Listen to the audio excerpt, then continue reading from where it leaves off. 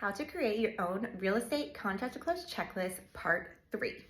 So for this step of creating our own contract to close checklist, it's going to take a little bit more time and a little bit of reflection because we're going to go back and think about common mistakes or things we potentially messed up in the past and how we can add items to our checklist to help make sure these items don't happen again, don't get missed, don't get messed up, etc.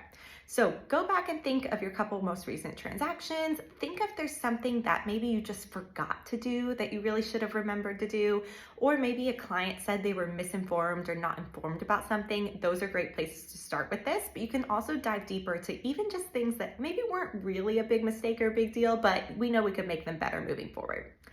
I can share an example of this in my TC business where I had on the checklist to order the home warranty.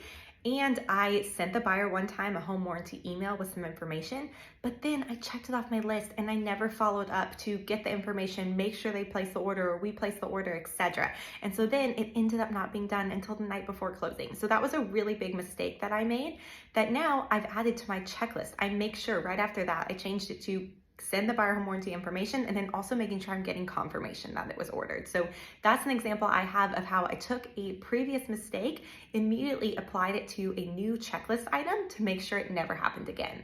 So take some time to reflect, think of any mistakes you've made. You can use my example if you'd like.